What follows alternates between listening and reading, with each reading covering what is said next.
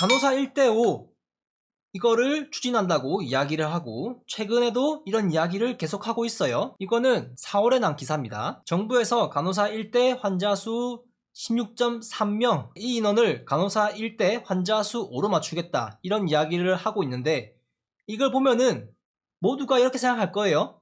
와, 진짜 좋은 거구나. 업무 부담이 3배는 줄어들겠네. 근무 환경이 3배는 좋아지겠네. 이런 생각이 드실 거예요. 이런 생각이 드셨나요? 그렇다면은 아주 큰 오산입니다. 기사 일부를 잠깐 볼까요? 이거를 이제 지원종합대책이라는 곳에서 발표를 했다고 합니다. 보건복지부 장관이 얘기를 한 거고, 이것을 목표로 하고 단계적으로 일어나가겠다 했는데, 이제 이를 위해 병원이 간호 인력을 많이 배치하면 배치할수록 병원과 간호사가 더 많은 보상을 받을 수 있도록 간호 등급제를 개편하고, 간호사가 더 많은 보상을 받는다, 이거는 좀 무슨 말인지 모르겠는데 일단 같이 들어가 있네요. 간호사들이 장기간 근속해 국민들에게 우수한 간호 서비스를 제공할 수 있도록 끊임없이 노력하겠다. 우수한 간호 서비스를 지향하는 게 맞을까? 그런 의문이 좀 듭니다. 기존에 있던 16.3을 5로 낮추겠다는 건데 어떻게 5라는 수치가 나올까? 그것을 고민해 본다면은 처음에 인력을 3배로 더 써주겠지, 업무 부담이 3배는 줄어들겠지, 근무 환경이 좋아지겠지, 이런 것과는 크게 연관이 없는 눈속임이라는 것을 알 수 있을 겁니다. 고민을 조금 해본다면은. 이번 주제에서 어떻게 이런 수치가 나올 수 있고 왜 제가 이런 생각을 하는지 같이 알아보도록 할 건데, 앞서 이야기한 환자 수, 이제 간호사 1대 환자 수 5, 이게 의미하는 것은 무엇일까? 우리가 간호사 수, 환자 수 또는 병상 수 이렇게 통계를 내는 수치들이 여러 개 있잖아요. 하지만 그 기준들은 좀 달라요. 여기서 나오는 16.3에 나오는 기준하고 5에 나온 기준은 서로 다른 값들에서 나온 걸로 봐야 돼요. 하지만 이제 간호사 수라는 공통 분모가 있으니까 교묘하게 눈속임을 하는 착시 효과를 일으키게 되는 부분이 있기도 해요. 좋게 말하면은 함축적 표현이라고 할 수도 있겠고, 다른 시각에서 본다면은 속이는 것이라고 볼 수 있겠죠. 그렇지만 이것을 주장하는 사람들 입장에서는 이제 속인 거라고 절대 하지 않겠죠. 왜냐면은 속은 사람이 문제니까.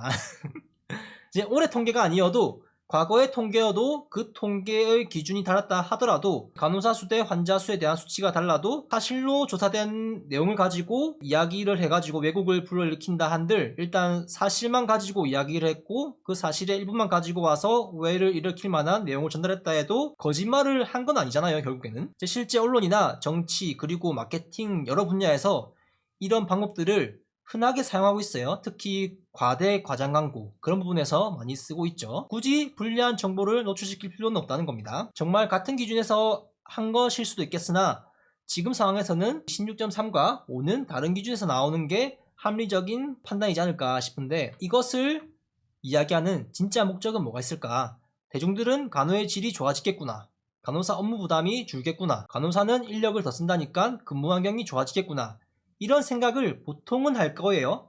하지만 내세우는 명분만 보면은 모두가 그렇게 생각할 건데, 진짜 목적이 뭐일까 고민해 본다면은 간호의 질, 업무 부담 완화, 처우 개선, 이거랑은 거리가 멀다고 보는 게 맞지 않을까 싶어요. 보통이라면은 아니 그냥 간호사 1인당 환자 수 5명을 낮추면은 지금보다 확실히 좋아지는 거 아니야? 그냥 앞으로 좋은 환경 만들고 있다는 건데 뭐 속내가 있을 거라고? 무슨 꿍꿍이가 있을 거라고 생각한다고?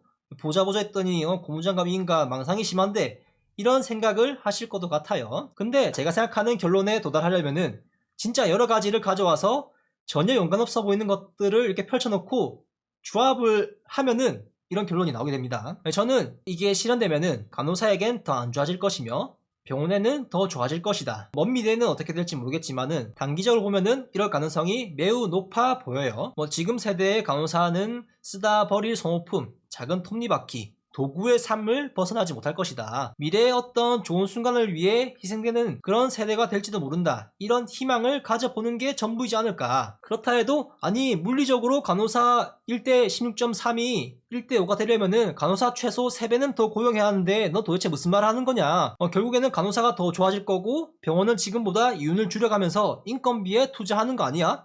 그렇게 생각할 수도 있겠어요. 저도 처음에 이걸 봤을 때 그렇게 생각했는데, 그런데 병원이 과연 손해볼 짓을 할까요? 손해고 가망이 없는, 투자 가치가 없는, 돈을 버려가는 행위를 한다는데 이런 일이 일어나게 가만히 있을까요?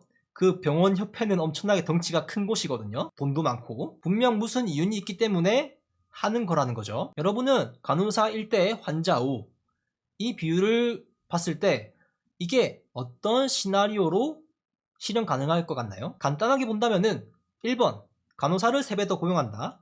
2번 간호사 수는 그대로인 채 환자를 가려받는다. 이렇게 생각해 볼 수 있겠어요. 방금 제가 제시한 2번은 완벽하게 불가능해요. 단순하게 생각해서 지금의 병원 병실의 3분의 1을 공실로 놔둬야 하는 상황이잖아요. 환자를 가려받는다는 게 간호사 수만큼. 건물주가 건물 임대하는데 건물의 3분의 1만 임대를 놓고 3분의 1을 공실로 내놓는 거는 그건 말이 안 되는 겁니다. 결국에는 간호사 3배를 더 고용해야 하는 선택지가 있는데 또 다른 선택지가 있습니다. 그것을 알아보기 위해서 먼저 16.3 이 수치가 어디서 나온 것일까? 그것을 알아봐야 할 필요가 있어요. 일단 이전부터 나오던 이야기입니다. 보면은 이제 가장 최초로 나온 거는 아마 16.3명 17년 7월 17일 날 나온 것으로 추정되고요.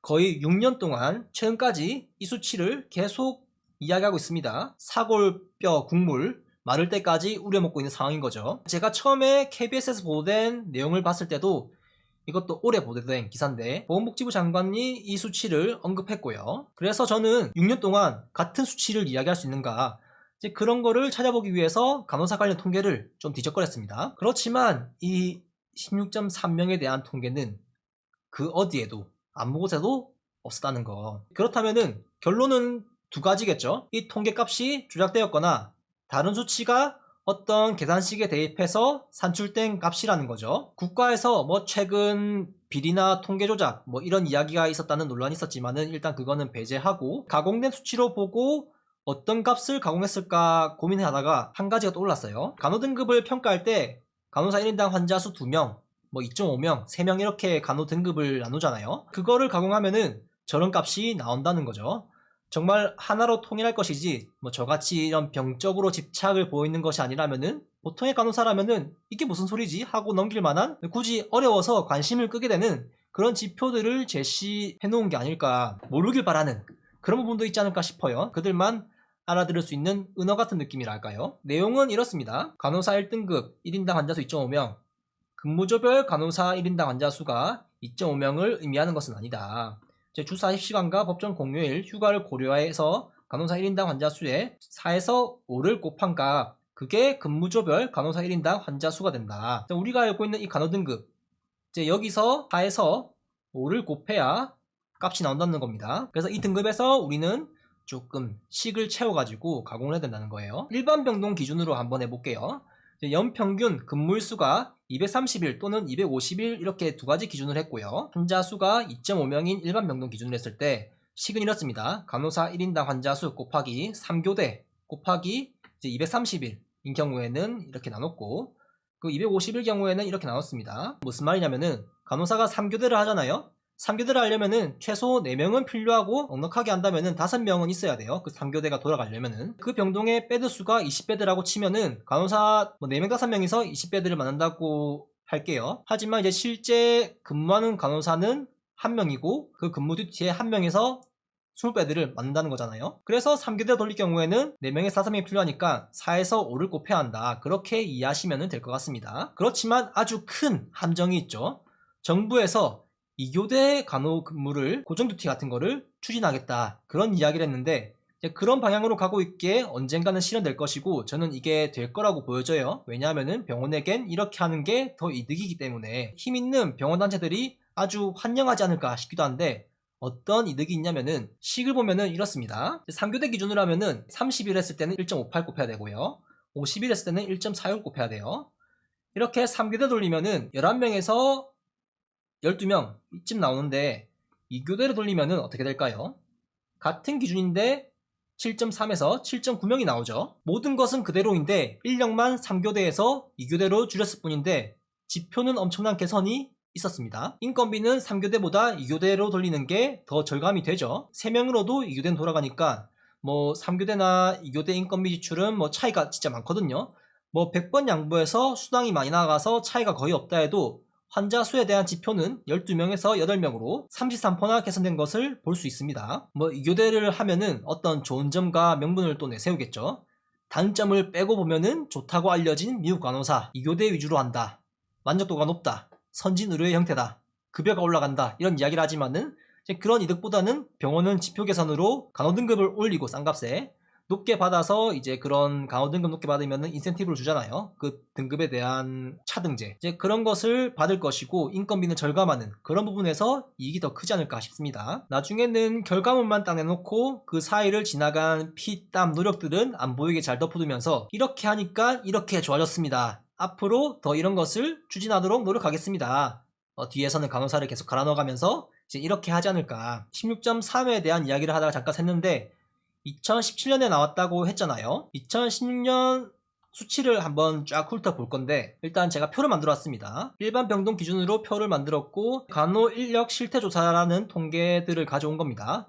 보다시피 2020년 자료는 못 구했고요. 그래서 비어 있습니다. 위에는 간호 등급처럼 간호사 뭐 1대 2.0 뭐 1대 2.5처럼 그런 것처럼 가공되기 전 값입니다. 이렇게 밑에 거는 이제 이거를 아까처럼 환산한 값 근무조별 간호사 1인당 환자 수로 보면 될 것 같아요. 밑에는 뭐 요양병원도 있기도 한데 적어가지고 굳이 가져오진 않았고 사실 정책의 기준이 되는 상급 종병 그리고 사이드 느낌으로 딸려오는 종병 그리고 깍두기 같은 느낌으로 병원을 이렇게 같이 가져봤고 뒤에 조사된 병원도 이렇게 나와있죠. 상급 종병은 대부분 거의 한 99% 상급 종병이 지금 45개인가? 과거에는 42개인가 43개였거든요. 거의 다 조사 대상에 포함됐고 종병 같은 경우에는 전국에 330개가 좀 넘게 있는 걸로 알고 있는데 그 중에 항상 3분의 1 정도만 조사 대상으로 들어가는 것을 볼 수 있습니다. 종병 같은 경우에는 모두를 대변하지 못하는 그런 수치라는 점 또는 협회 쪽에서 조사하는 만큼 유리한 지표를 만들기 위해 선별해가지고 조사하는 그런 부분도 있지 않을까 한다는 점도 있습니다. 그리고 이제 나머지가 병원 요양병원이거든요. 그렇게 보면은 나머지가 숫자가 엄청 적어요. 병원이 전국에 1400개 정도 있고요. 상급 종병, 종병을 뺀 병원급 그리고 요양병원도 1400개 정도가 되는데 총합 2800개가 넘는 병원 중에서 그 중에 30개 60개 이렇게 조사를 했다는 겁니다. 근데 이상하게도 21년에는 뭐 30개씩 하다가 61개로 늘었습니다. 전체는 거의 비슷하죠. 거의 1.5배가 늘었는데 종병 같은 경우에는 21개가 줄었습니다. 엄청난 수치로. 이제 그로 인한 결과를 보면은 지표들이 이제 병원 같은 경우에는 지표들이 더 안 좋아졌고요. 종병 같은 경우에는 지표가 더 좋아졌습니다. 하지만 평균은 더 올라가는 것을 볼 수 있죠. 상급 종병 같은 경우에는 더 좋아진 것을 볼 수 있고요. 그래서 이런 것을 종합해서 봤을 때 어떤 걸 유추해낼 수 있느냐. 병원이야 상급 종병, 종병보다 열악한 거야 기정사실이니까 그러려니 한데 이렇게 조사 대상을 좀 바꿔보니까 지표가 더 안 좋아졌어요. 결국에는 병원은 4.3에서 5.7로 꼬라박았죠. 이런 입맛대로 통계를 내면은 상급 종병은 지표가 좋아진 반면 종병은 어째서인지 매년 120에서 130여 개씩 조사를 하다가 점점 지표가 좋아지는 와중에 갑자기 21개를 표본에서 빼버리니까 3으로 확 좋아졌어요. 근데 병원을 더 포함시켜서 조사를 해보니까 오히려 평균을 깎아먹는 상황. 자, 그러면은 1분만 봤을 때는 좋아졌지만은 전체 평균을 봤을 때는 이전보다 안 좋아진 것을 볼 수 있죠. 그렇게 되면은 좋아진 것도 사실이고 평균만 놓고 보면은 안 좋아진 것도 사실이에요. 우리가 인력이 부족하다, 앞으로 더 필요하다 그런 거를 이야기하고 싶을 때 이 1번 사실과 2번 사실 어떤 것을 어필하는 게 좋을까요? 2번 사실 이거를 어필하면은 우리가 힘들다는 것을 대변해 줄 수 있겠죠. 여기서 볼 것은 이 정도고 그래서 이제 근무조별 간호사 한 명당 환자가 얼마나 보냐 보면은 여기 16.3이라는 아주 익숙한 수치가 보입니다. 아까 이야기한 17년 7월 기사에 이 수치가 처음 언급되었다 했는데 17년에는 작년 조사 결과 16년 조사 결과를 내거든요. 이제 17년은 조사 중이니까 아직 결과가 안 나오고 그래서 이제 16년에 이 수치가 첫 등장한 것이 이제 여기서 나오는 것을 보면은 이제 왜 그렇게 된 건지 알 수가 있다. 아까 수식을 잠깐 보고 앞에는 230, 250 했을 때 이렇게 나오는 수치라는 거예요. 보다시피 16.3이라는 수치가 2023년에도 언급이 되고 있잖아요. 전체 평균 제가 231 그리고 251 이렇게 사이를 해가지고 두 가지 이렇게 범위를 지정했잖아요. 그 범위를 보면은 21년에도 16.3이 이 범위 안에 들어가 있습니다. 결국에는 6년 동안 16.3이라는 수치를 이야기한 것이 결과적으로는 거짓말은 아니다. 17년에도 18년에도 19년에도 이제 16.3이 다 들어가 있어요. 이 수치 안에. 그렇기 때문에 어떻게 계산을 다르게 하면은 모든 연도에서 16.3이라는 수치를 이야기하는 것은 사실이다. 사실로 주장할 수 있다. 나머지를 좀 보도록 할까요? 상급 종명 같은 경우에는 근무조별 간호사가 이제 1대 10명에서 이제 11명 수준에서 점점 좋아지고 있는 것을 보여집니다. 최근 21년이 가장 최근에 나오는 조사예요. 그 조사에서는 이제 상급 종명 같은 경우에는 일반 병동 기준 간호사 1명당 8명 정도를 보고 있다고 나오죠. 종병 같은 경우에도 좋아지는 것을 볼 수가 있어요. 뭐 여기는 좀 선별된 그런 통계 데이터긴 하지만 1대 16에서 이제 1대 13으로 많이 내려온 수치를 볼 수가 있어요. 하지만 이제 병 같은 경우에는 내려오다가 꼬라박았죠. 좀 그 조사 병원을 좀 느리니까. 결국에는 좋은 지표를 보이는 병원만 하다가 좀 범위를 넓히니까 열악한 환경이 여실히 드러난다. 그렇게 볼 수 있습니다. 우리는 이것만 볼 게 아니죠. 이제 일반 병동을 봤으면은 우리가 가장 관심 있게 봐야 할 간호간병 통합서비스 병동, 이것도 봐야 하는데 이거는 다음 영상에서 이어보도록 할게요.